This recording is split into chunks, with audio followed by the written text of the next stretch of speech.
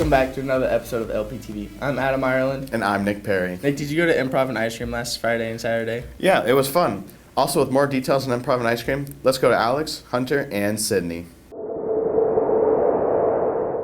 Anyway, we're really excited to have you here. We hope that Last Friday and Saturday, Improv and Ice Cream held a show where there was plenty of ice cream and laughs. Hi, I'm the wiggliest boy ever. The night started off with introductions, then wasted no time getting into the fun and games. Sportscaster is about two people who are broadcasting a ridiculously made-up sport, in this case, a shoe shining competition. Stop! Oh, it looks like the brother-sister Perry we put up. They have Day in a Life was a game where they imitated a day of someone in the audience in a very wacky way. No pickles on all of them? Or just the 7/8? Sure. Oh,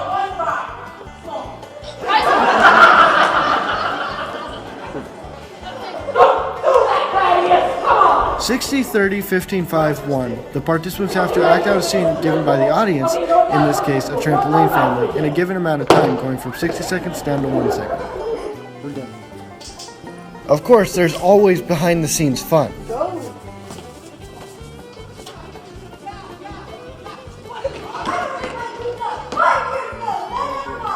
Goalie is where one person is selected to solve their friend's wacky problems as quickly as possible.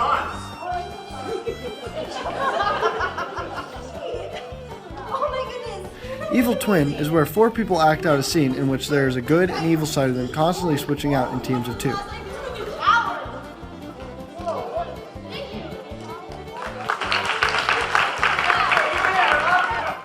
Everyone seemed to have fun and enjoyed the comedy.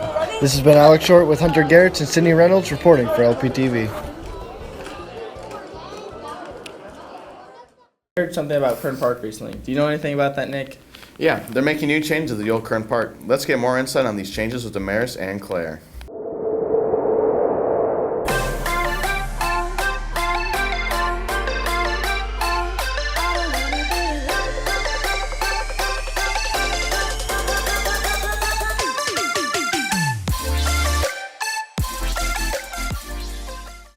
Kern Park, here in Council Bluffs, is going to have a renovation.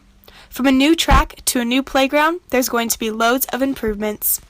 The bleachers are still there, since they were built in 1936. Those will be redone, as well as a new football field. I'm sure Kern Park will boost in popularity. We asked some students if they believe the renovation will be a great add-on to Council Bluffs. Yeah, I don't have a close park where I live by, so it'd be nice to get my brothers out of the house. And the new football field would be good for my brothers to practice. The new playground is definitely a fun place for my brothers to go instead of playing video games inside all day. It seems like people are excited for the new improvements. I hope the new playground becomes a huge hit with the local kids. This has been Claire Plummer and Damaris Ramos, reporting for LPTV. I'm excited for these new changes coming to the old Kern Park. You probably heard the sad news about Deputy Mark Burbridge, who was shot and killed last week, but the support Council Bluffs and surrounding areas have given his family and work family is comforting. Here's Moses and Ajin with more. Hero, courageous, thank you, and I'm sorry. All these words were used to express the feelings coming after the fall of Deputy Mark Burbridge, who was killed in the line of duty on May 1st.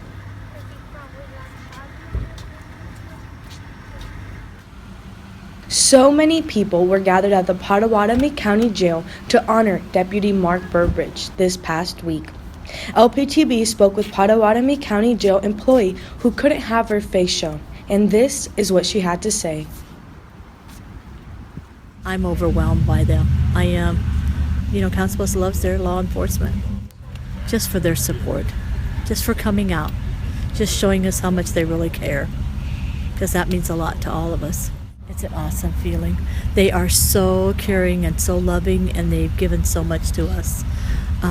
From the simple things as a flag, as flowers, balloons, food, carrying gifts, and always asking how we're doing. You know what I mean?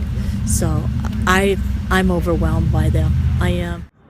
After hearing the news, artist Jefferson Davis began to work on a 7-foot medal shaped as a badge in honor of Burbridge. This act of kindness was also used to honor Officer Kerry Orozco from the Omaha Police Department, who was also killed in the line of duty 2 years ago.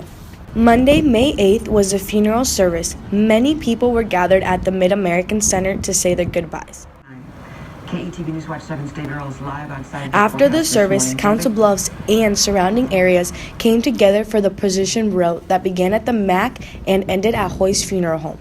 The route specifically passed through Council Bluffs Courthouse, where Deputy Burbridge reported for duty every day. Thousands and thousands of people all over this route showed their support with signs, t-shirts, and many by simply waiting hours. According to Potawatomi County Jail employee, it has been more than 60 years since an officer has been killed in the line of duty here in Council Bluffs.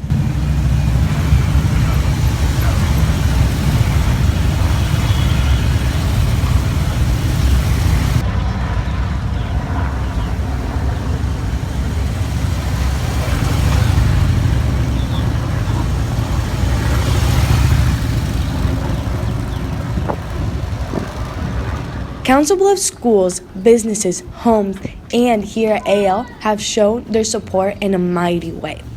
We have notes hanging outside of Officer Hernandez's store, flags, signs, and ribbons to show how much we care about our officer and about the fallen deputy, Mark Burbridge. LPTV supports all their law enforcement, and we are so grateful for everything that they do. This has been Ajin Manji and Moses Morales reporting for LPTV.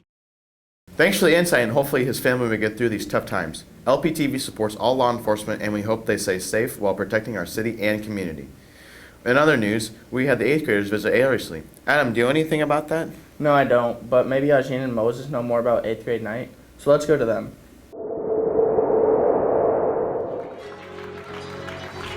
Kern Middle School 8th graders visited AL the 4th of May to get a feel for their first upcoming year of high school. Jazz band, ROTC, broadcasting, show choir, and improv help put on a show to represent what AL has to offer.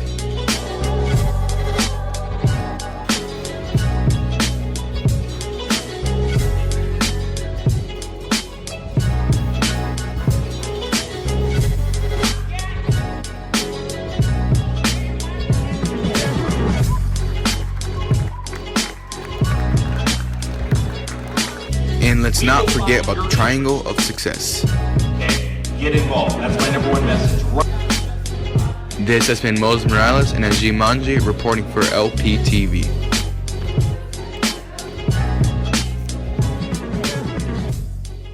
So let's go to our sports department with highlights from the girls' soccer game against St. Albert's. The AL girls varsity soccer team faced St. Albert at the YMCA Fields last Tuesday on May 2nd.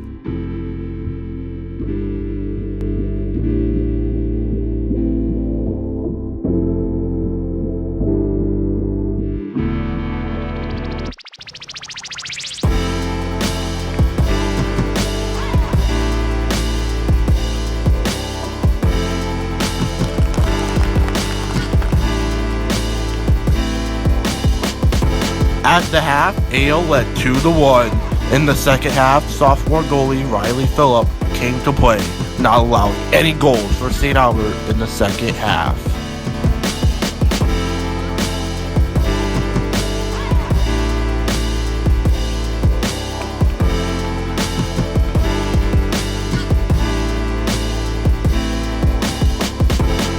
AL beat St. Albert 4-1 and improves to 9-3 on the season. With the help of Kata Sprague, I'm Kenny Gray reporting for LPTV.